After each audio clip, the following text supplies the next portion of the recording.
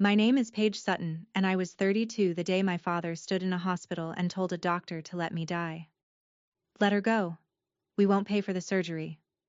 He said it 3 feet from my bed, while I lay in a coma and couldn't answer him. He signed a Do Not Resuscitate order to save money. He was so sure that was the end of me. He had no idea it was the end of him. 3 days later, I opened my eyes. I didn't scream, and I didn't cry. I spent 5 quiet weeks getting everything in order. Then I made one phone call, and 24 hours later, everything my father had built for 30 years was simply gone. But here's the part none of them remembered while they were doing the math on my life. There was one signature in that whole company my father had spent 4 years pretending was his. It was mine. Welcome back to Hidden Family Revenge, where quiet people keep the receipts and justice shows up on letterhead. If anyone in your life has ever sat down and calculated whether you were worth the cost, this story is for you. You already know the feeling I'm about to describe. Drop a comment below, and be sure to subscribe, because what my family did next still doesn't feel real when I say it out loud. The first thing I felt was the wristband. Before the light, before the beeping, before I understood that the dryness in my throat was a tube they'd just pulled. There was a plastic band around my left wrist, and it was the wrong color. I'd worked enough construction sites to know color codes mean something, and some animal part of my brain knew this purple was bad before the rest of me caught up. A nurse came in and stopped dead in the doorway. She was maybe 50, name tag reading Marisol Reyes, and the look on her face was not the look you give a patient who's supposed to be improving. It was the look you give a ghost. "You're awake," she said, very carefully, like the words might break me. I tried to speak, and produced a sound like gravel. She crossed the room fast, checked the monitor, then took a small pair of scissors from her pocket. "Hold still, honey." And she cut the purple band off my wrist and folded it into her palm like it was evidence. I watched her do it. I didn't know yet what the band meant, but I knew she wanted it gone before anyone else walked in. "What is that?" I managed. Marisol looked at the doorway, then back at me. "Something that should never have been on you," she said. "We're going to talk about it, but not until the doctor's here." She slipped the band into her pocket. My heart was doing 70 on a monitor that beeped for everyone to hear, and the only thing I could think, lying there, was a single cold question I couldn't answer. Why had somebody decided I was supposed to die? The doctor came an hour later, a tired man named Okafor who explained things in the flat voice of someone who'd had this conversation before and hated it. There had been a car accident, internal bleeding. I'd needed emergency surgery, and I'd been sedated and unresponsive for 3 days. That part I could accept. What I couldn't accept came next, when Marisol stayed by the door and Dr. Okafor chose his words like he was stepping across a frozen pond. "When you arrived, a family member refused to consent to the surgery you needed," he said. "He identified himself as your medical decision maker, and he asked us to make you a do not resuscitate, so that if your heart stopped on the table, we'd let you go instead of bringing you back." I asked who. Marisol's jaw tightened before the doctor even answered. "Your father." I lay still and let that sink in like cold water through a coat. Then Marisol said the thing she'd clearly been carrying for 3 days, the words she'd heard him say in this very room.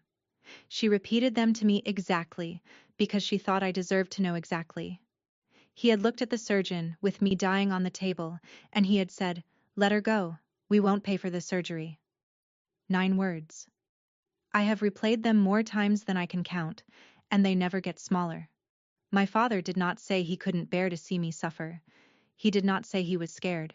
He talked about the bill. Dr. Okafor cleared his throat. "We didn't honor either decision. I want to be clear about that. There's a process, and his authority didn't survive it." I nodded like I understood. I didn't. Not yet. But I understood enough to know my family thought I was already gone. "You should know who I am, because it matters for everything that comes after. I'm a structural engineer.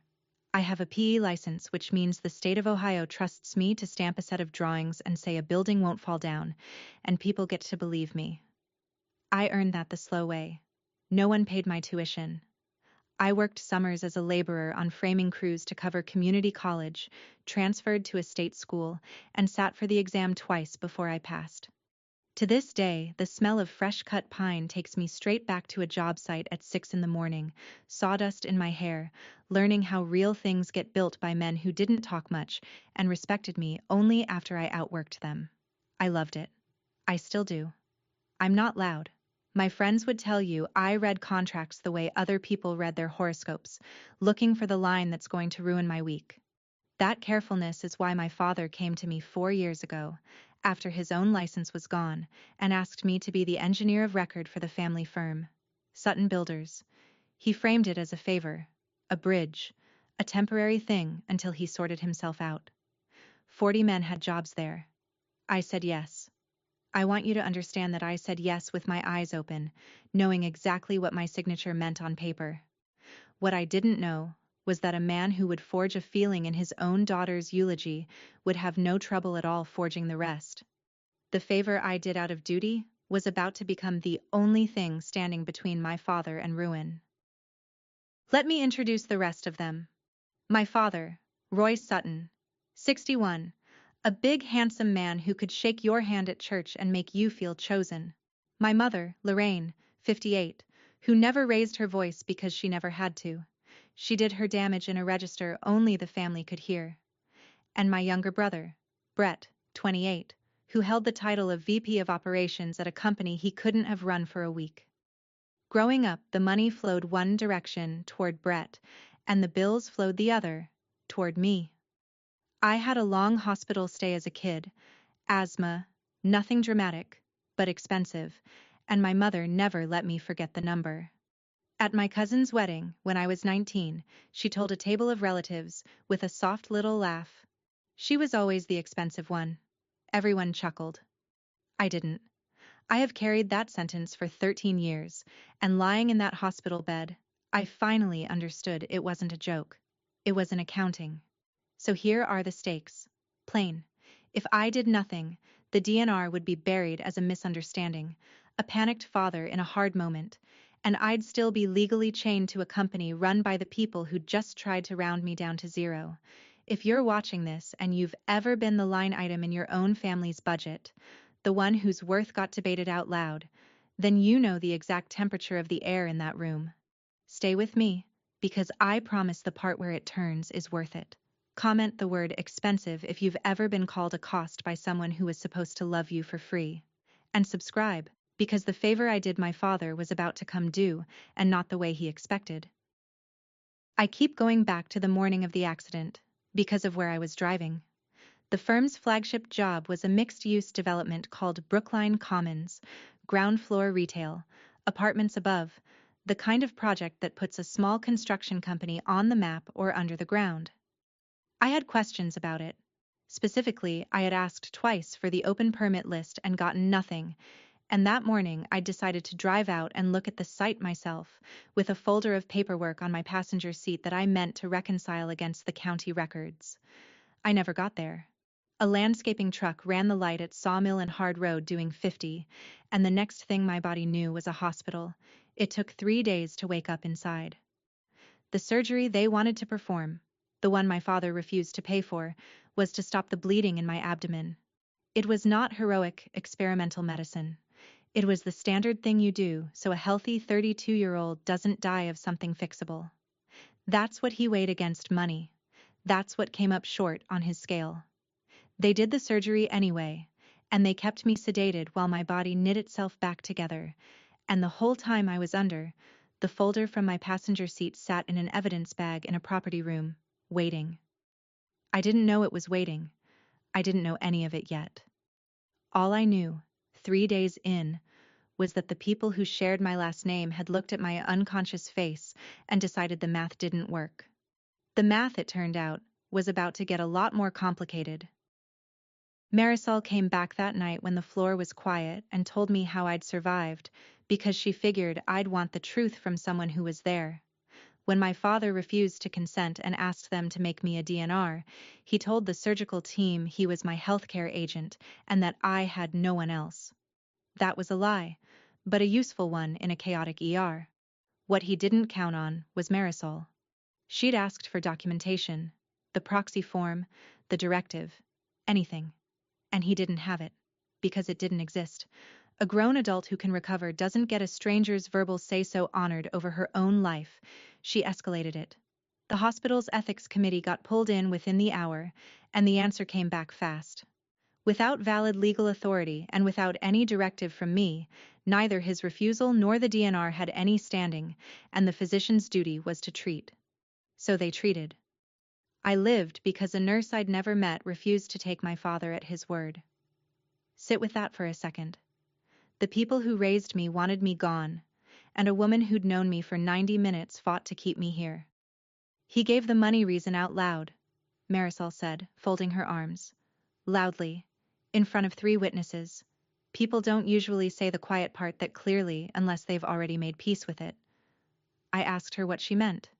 She shrugged, but it wasn't a careless shrug. In my experience, when somebody's that comfortable letting a person die over a bill, it's almost never really about the bill. That sentence kept me up the rest of the night. Money was the reason he'd given the world. I would spend the next month learning the reason he hadn't. My father came on the 4th day, and the performance was flawless. He filled the doorway with a bouquet too big for the room, and his eyes were wet on cue. "My girl," he said, loud enough for the nurse's station to hear. "My girl is back." He hugged me, and I felt nothing move in my chest except a careful, watching stillness. My mother arrived behind him with a second arrangement and arranged her face into relief. They were good. If I hadn't heard Marisol's account, if I hadn't seen the purple band on my own wrist, I might have believed it. People in the hall smiled at the devoted family. I lay there and catalogued the gap between what they were showing the floor and what I knew they had said when they thought no one was charting it. Then my father did the thing that ended any doubt. He pulled a chair close, lowered his voice to the register reserved for family business, and slid a clipboard onto my blanket. "Just some hospital paperwork, sweetheart, so we can handle the billing and the insurance while you rest." I looked at the top sheet. It was a consent and authorization form, the kind that hands someone else the keys to your affairs. He had a pen ready, 4 days awake from a coma, and the first thing my father wanted was my signature. "I'll read it when my head clears," I said, and set it on the side table out of his reach. Something flickered across his face, gone in a blink, the look of a man who'd expected a door to open and found it locked. "Of course," he said, smiling. "No rush." There was a rush. I could feel it. I just didn't know yet what was chasing him. By the 6th day I could sit up and hold a laptop, and a body healing from surgery does a lot of lying still, which leaves the mind free to work. So I worked. From the hospital bed, I sent a calm, dated, written request to the firm's office manager for the full list of open building permits on every active Sutton builder's job, with the engineer of record name on each. Polite, professional. The kind of email that's really a paper trail wearing business casual. The reply came from Brett, not the office manager, which told me something by itself. "Hey sis, so glad you're okay. The permit system's mid-upgrade right now. Gonna be a couple weeks before we can pull clean records. Don't stress about work, just heal." 3 exclamation points per sentence, which is how my brother sounds when he's nervous. Permit records don't go offline for an upgrade. They live at the county, not on his laptop, and any first-year clerk can print them. I read his message 4 times, and then I did what careful people do. I saved it. I screenshotted it. I forwarded it to my personal email with a timestamp. I didn't accuse anyone of anything, because you don't pull a thread until you know where it's stitched. They discharged me on the 10th day with a walker I was too stubborn to use past the parking lot, and a list of restrictions that included no driving until cleared. My father offered to take me to his house, to be looked after. I told him I'd recover better in my own space, in my own condo in Dublin, 30 minutes from Marysville and from all of them. He didn't argue, but he didn't like it. Distance, I was learning, was going to be the whole game. Home was quiet in the way that lets you hear yourself think. I spent the first week in my own bed mostly sleeping, but I made one phone call that changed the shape of everything. Dana, a permit tech at the county building office, was someone I'd worked with for years, The kind of professional acquaintance who knows your coffee order and your license number. I called to ask, gently, where the Brookline Commons permit stood. Oh, those closed out the engineering review last month, she said, friendly. No idea she was handing me a live wire. Your stamp's right on the latest submittal set, looks good. I held the phone very still. My stamp, I repeated. Sure, she said. Engineer of record, Paige Sutton, P.E., same as always. I thanked her, hung up, and sat on the edge of my bed for a long minute. Because last month, the entire month she was talking about, I was either in a coma or learning to walk to a hospital bathroom. I had not stamped anything. I had not reviewed a single sheet. I got up, slow and careful with the stitches, and went to my desk drawer where I keep my engineer's seal. The physical embosser with my license number cut into the die. It was exactly where I'd left it, untouched, cold metal in my hand. Whatever stamp Dana was looking at on that submittal set, it hadn't come from this. Which meant someone had made another one. Someone had put my professional license, the thing I'd sat for twice and bled for, onto drawings I'd never seen, while I was unconscious in a bed my father wanted to turn off. I didn't feel rage yet. Engineers don't start with rage. We start with, where, exactly, is the load coming from? Here's the part I need you to understand, because it's the part where a smart woman looks trapped and isn't stupid. 5 months before the accident, I had already tried to get out. I'd grown uneasy watching how loose the firm had gotten with process, and I'd filed the formal paperwork to withdraw as engineer of record. I did the responsible thing the responsible way. And I learned, the hard way, that you can't just walk off a bonded project overnight. There's a formal way to withdraw as engineer of record. You give written notice and follow the process. But on a job like Brookline, the surety's terms and the owner's contract required a qualified replacement engineer to be named and to accept the role before I could cleanly step away. Otherwise, I'd be abandoning an active, bonded project and taking the liability onto myself. You don't do that. So you wait for the replacement. So my withdrawal sat in limbo, waiting on a replacement my father swore he was actively recruiting. Month after month the search dragged. There was always a candidate who fell through, a salary they couldn't quite meet, a timeline that slipped. I see it clearly now. He wasn't failing to find my replacement. He was making sure he never did, because my name on that license was load-bearing for the whole company, and a man drowning in leverage doesn't kick away the thing keeping his head up. I'd noticed the danger. I'd acted on it. I'd documented every stalled month in writing. And still I was stuck. Not because I trusted him, but because the structure itself had me pinned. That's the cruelest kind of trap. The legal kind. The one you can see and still can't climb out of. What I didn't realize yet was that the trap had a door my father had forgotten he'd left me the key to. Brett showed up at my condo 2 weeks after I got home, uninvited, with a coffee. He knew I didn't drink, and a nervousness he couldn't hide. He paced my small living room and got to the point faster than he meant to. Dad just needs you to sign off on the Brookline permits, he said. Quietly. Clean it up so it matches. Then we're all good. I asked him, mildly, what exactly needed cleaning up. He waved a hand like the details were beneath us.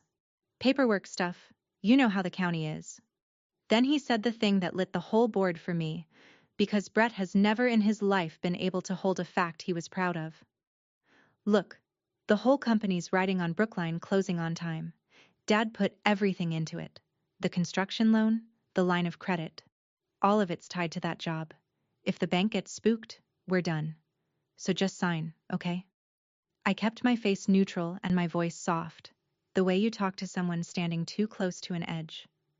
I need to see the original submittal set before I put my name on anything, I said.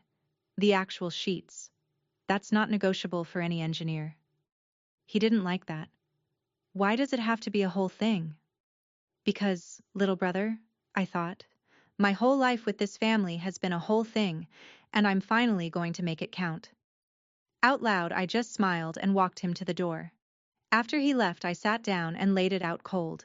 The company was a tower of debt balanced on one project, that project's legality balanced on one engineer's stamp. And the engineer was me, alive, awake, and done, being the expensive one. It was almost 3 weeks after the accident before the doctor cleared me to drive, and the first place I went was Brookline Commons. I needed to see it with my own eyes. I parked across the street and walked the perimeter slow, hand on the fence, and the smell hit me before anything else. Fresh cut pine, sawdust thick in the air, the same smell that raised me. Except this time it didn't comfort me. This time it felt like a lie told in a language I loved. Because the framing crew working that site were good men. I watched a guy my father's age measure twice and cut once. Careful, proud. No idea his paycheck was writing on forged paper. 40 families. That's what the sawdust meant now. 40 people who'd done nothing wrong, standing on top of whatever my father had buried in those permits.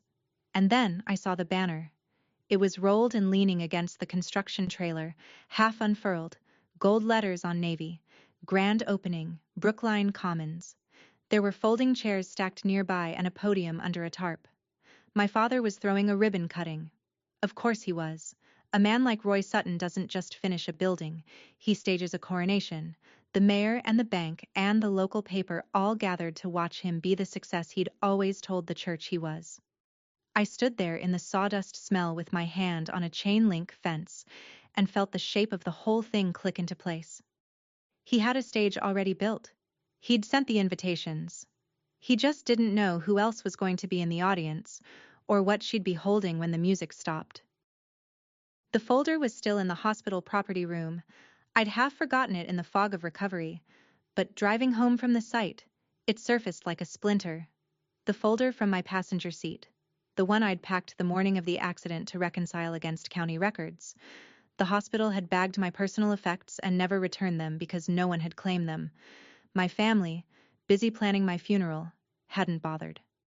I drove straight to the hospital and signed for my own property like a stranger collecting a dead woman's things.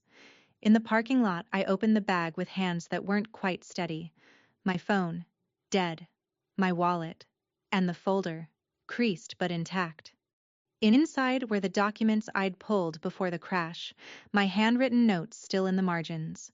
There was a printout of the Brookline Commons submittal as it stood that morning, an earlier revision I'd grabbed from the firm's shared drive because something in it had already bothered me. There was no forged stamp on this one. It was a working set, the version that existed before they decided I wasn't coming back to sign anything.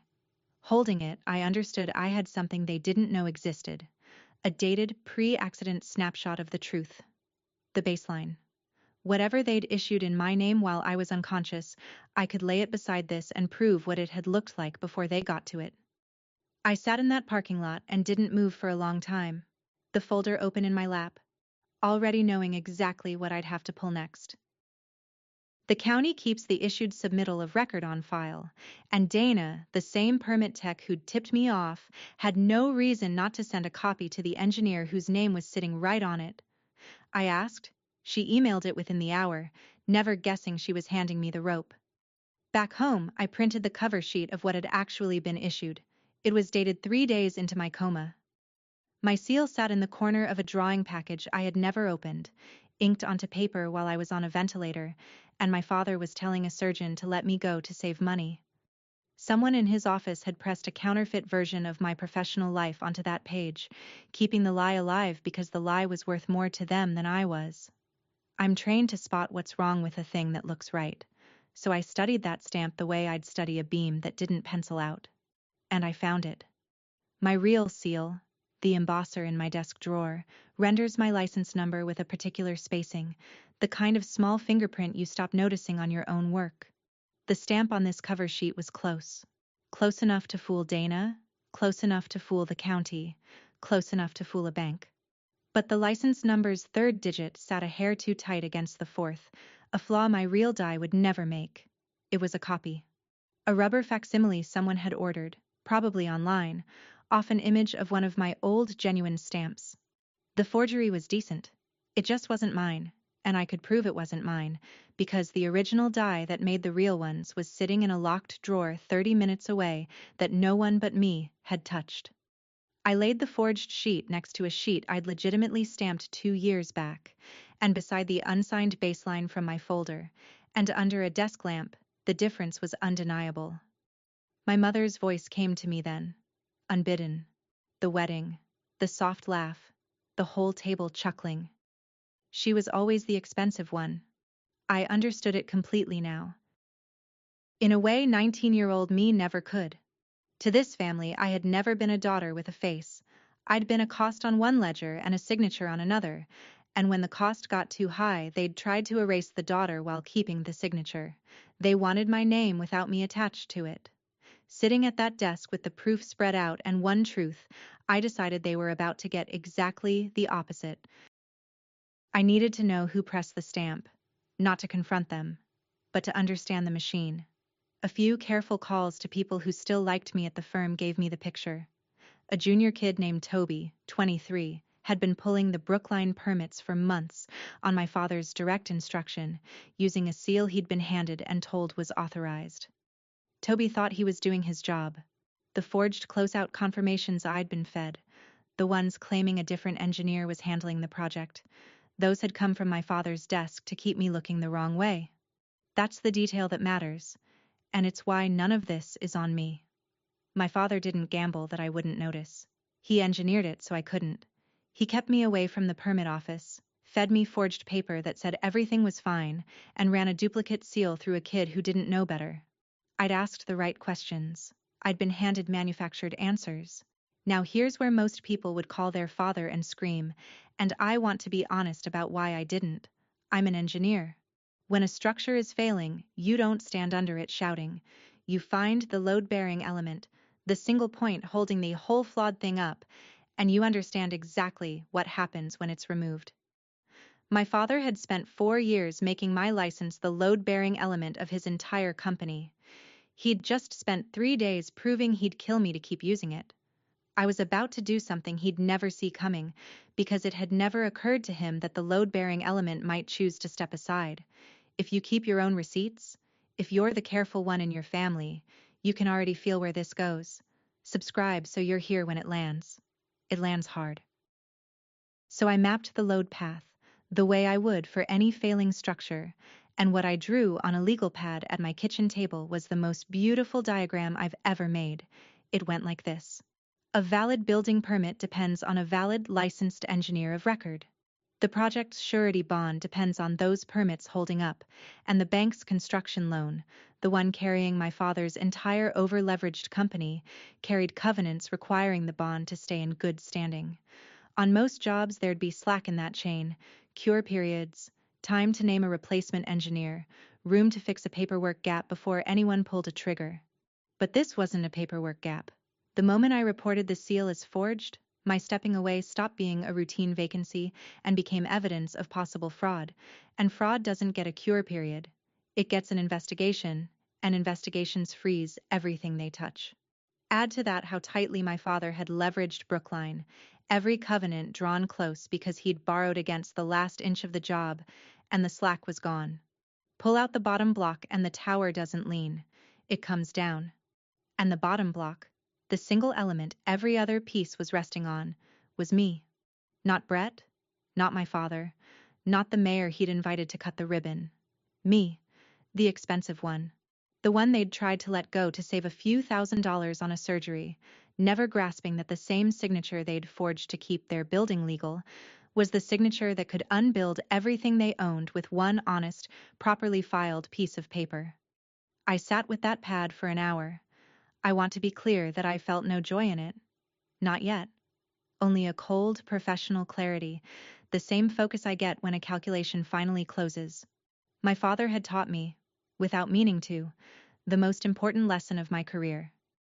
Never put your whole company on a foundation you don't actually control. He'd built his life on my name, assuming the name would always be too dutiful, too quiet, too cheap to itself to ever object. He'd misread the structure. The load-bearing element was awake now, and it had spent its whole life learning, in precise legal and engineering terms, exactly how to fail on command. I didn't do it alone, and I didn't do it hot. I took my legal pad and my folder and the 2 stamps to Karen Vogel, an attorney I'd met years earlier reviewing a contract A sharp, unhurried woman who charged by the hour and was worth every minute. I laid it all out on her conference table and watched her read, and when she finished, she took off her glasses and looked at me with something like respect.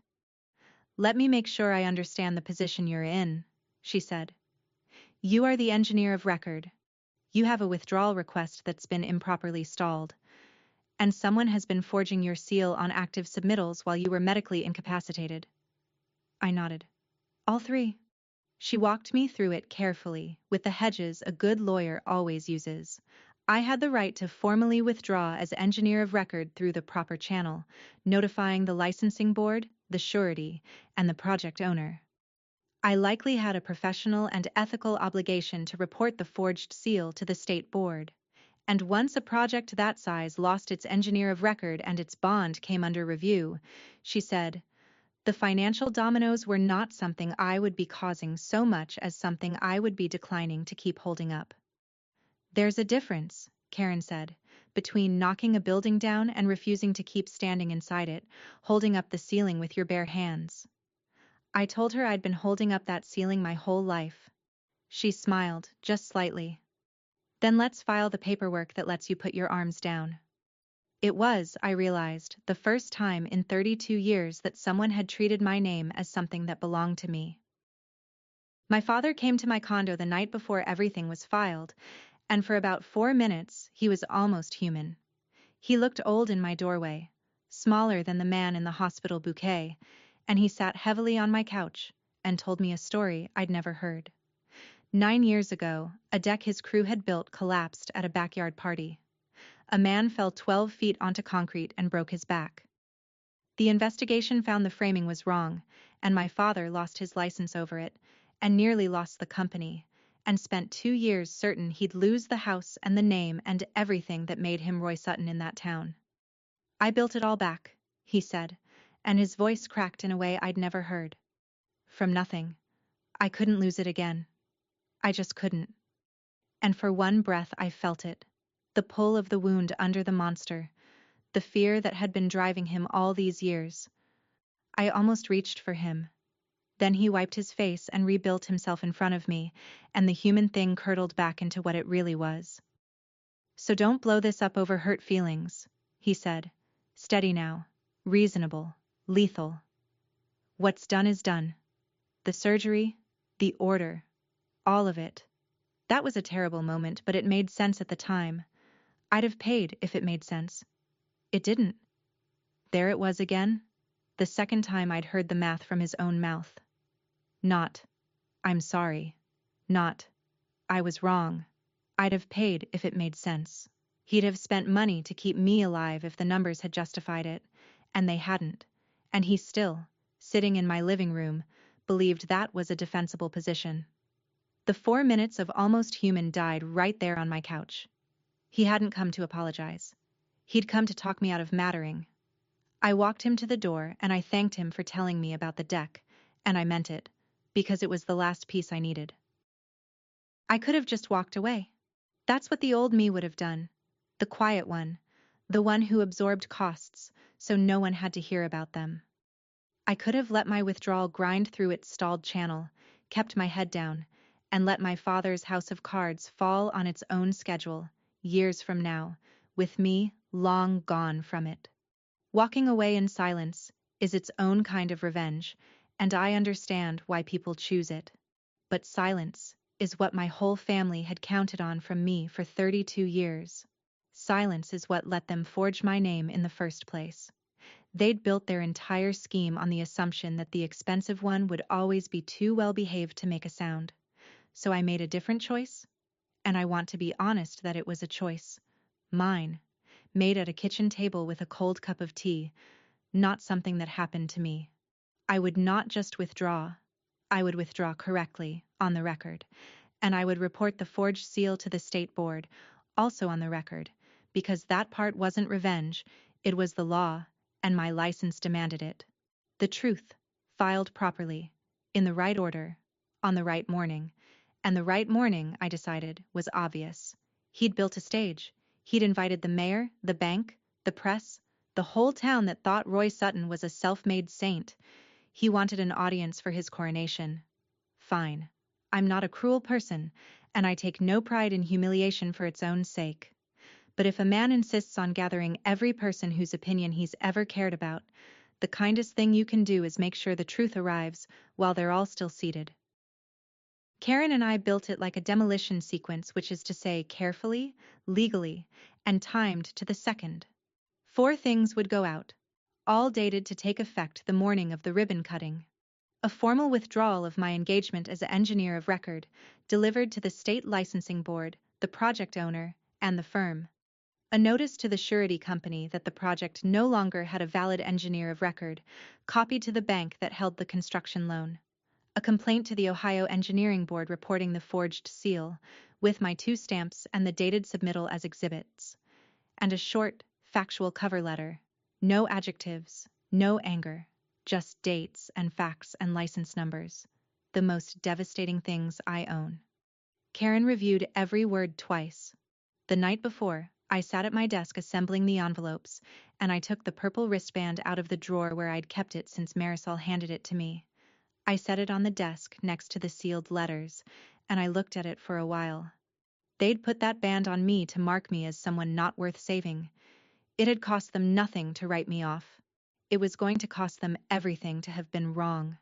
I didn't feel rage holding it. I felt the opposite of rage, a kind of settled quiet. The calm you get when a long calculation finally balances.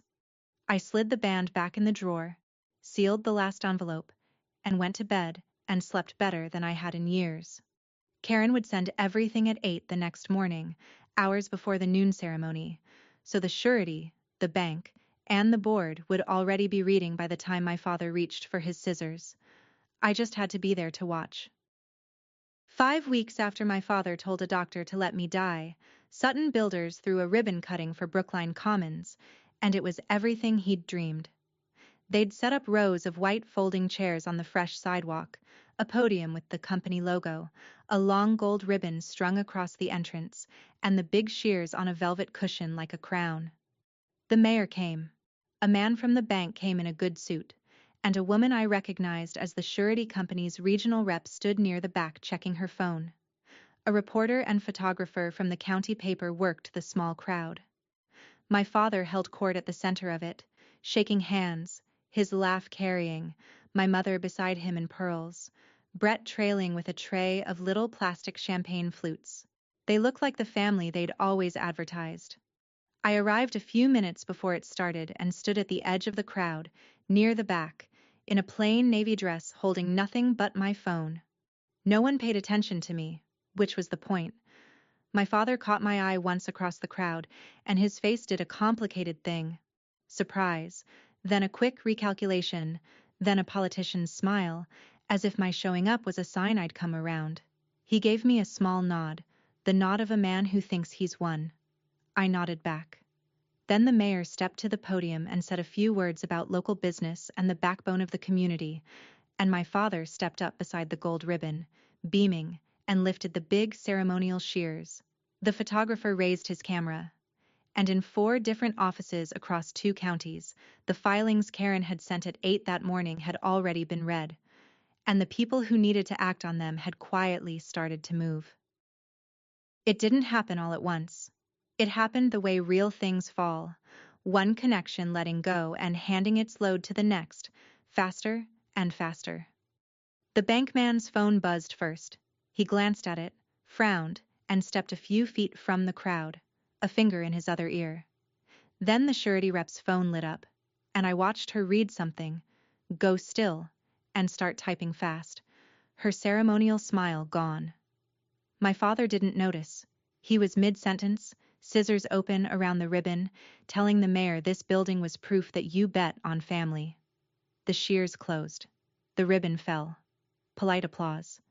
And in the small silence after the applause, the bankman walked up to my father, not unkindly, and said something low that I couldn't hear but could read on my father's face, because I'd been reading that face my whole life. The blood went out of it.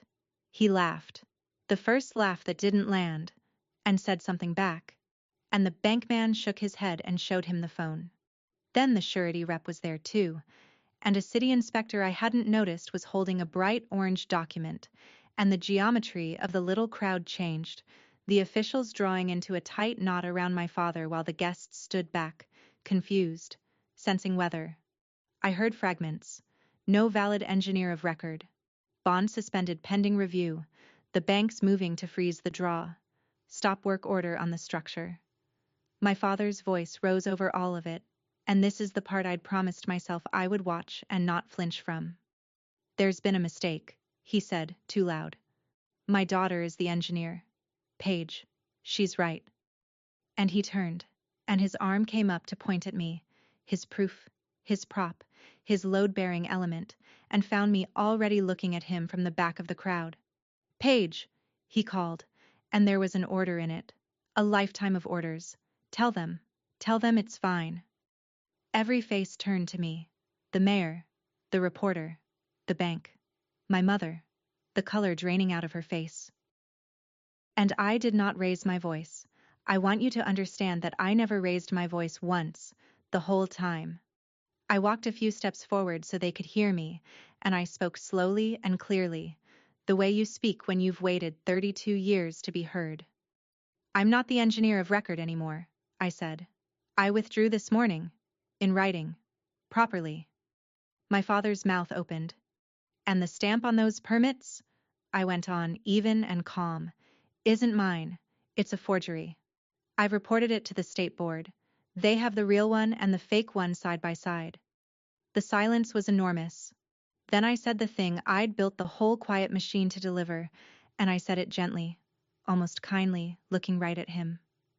You wanted to let me go, Dad, to save a little money, so I let it go.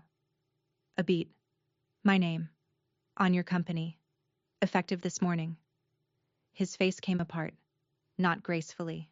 He started toward me, then toward the bankman, then back. A big man with nowhere to put his hands shouting now. What did you do? What did you do to me?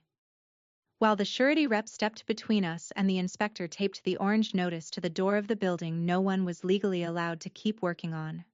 I stood perfectly still in the middle of it and felt, at last, the calm finish closing like a balanced equation. The expensive one had paid in full.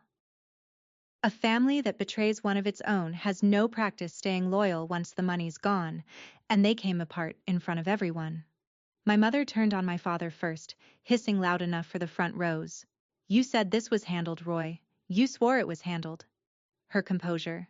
The thing she'd weaponized my whole life, cracking right down the middle. Brett went the other direction, toward me, grabbing my arm with both hands. Paige, please, fix it, you can fix it. They listen to you, he said. And there were actual tears, the first sincere thing I'd ever seen him produce. I removed his hands from my arm gently. Then a relative I barely knew, an older cousin of my father's who'd been at that long-ago wedding, said into the spreading silence, to my mother, Lorraine, did you really call her the expensive one? The reporter's pen was moving. My mother had no answer, because there wasn't one, and the cousin shook her head slowly and said the thing I'll keep forever. She was the only thing in this family that ever held its value. The surety rep, meanwhile, had pulled my father aside and was explaining in a flat professional voice that the forged seal report meant the city would be opening its own investigation, and the bankman was already on the phone with someone above him. The dominoes weren't theatrical anymore. They were administrative, which is so much worse because administrative things don't get talked out of. My father stood in the wreckage of his coronation looking for someone to point at, and found that the only person who'd held his world together was the one he'd tried to throw away, and she was already walking to her car. People ask how it can fall in a single day, and the honest answer is that it doesn't fall in a day, it just becomes unsavable in a day, which feels the same from the inside. By that evening, the bank had frozen the next construction draw, the money the firm needed to make payroll and pay the subcontractors at the end of the week. By the next morning, the surety had formally suspended the bond pending its review, which under the loan covenants was itself a default. With no draw and no bond, my father couldn't pay his subs, and subs who don't get paid don't wait around. By noon, the framing crew, the good men in the sawdust, had been told to stop, and the smart ones were already filing liens. And because a surety bond is really just a loan with a gun to its head, the indemnity agreement my father had personally signed years ago meant the surety would come after him, the man, not just the company, for every dollar it touched. The house in Marysville was collateral. So was the lake place my mother loved. Within 24 hours of those 4 envelopes, the construction loan was in default, the bond was suspended, the flagship was stop-worked, the subs were walking, and the personal guarantees had turned my father from a man with an empire into a man with a phone full of calls he couldn't return. The formal bankruptcy filing took a few more days, the way paperwork does. But the thing itself, the falling, the irreversible letting go of the load, all of that happened in the span of one day, on the schedule I'd chosen, while the gold ribbon he'd cut was still lying on the sidewalk where it dropped. In the weeks after, the measurable things piled up the way they do. Sutton Builders filed for bankruptcy, the state board opened a formal forgery investigation, and my father, who'd directed a 23-year-old to press a counterfeit seal, was looking at consequences that don't care how charming you are at church. The house went up for sale. The lake place went too. My mother stopped going to the women's group she'd run for a decade, because a town that had believed Roy Sutton was self-made does not enjoy learning how the sausage of that legend was actually ground. But there's one part of the aftermath I'm proudest of, and it's the part that has nothing to do with revenge. I made some calls to the surety and the project's owner, and I made sure the new contractor brought in to finish Brookline Commons kept the existing framing crew. 40 men. They'd done honest work standing on top of my father's lie, and not one of them deserved to lose a paycheck for it. The last time I went to that site, the new contractor's signs were up, the orange stop work notice was gone, and the smell of fresh-cut pine was in the air again. This time, it didn't feel like a lie. It smelled like what it had always meant to me before my family taught me to distrust it. The smell of real things getting built right by people who measure twice. I stood at the fence for a minute and let it be just sawdust again.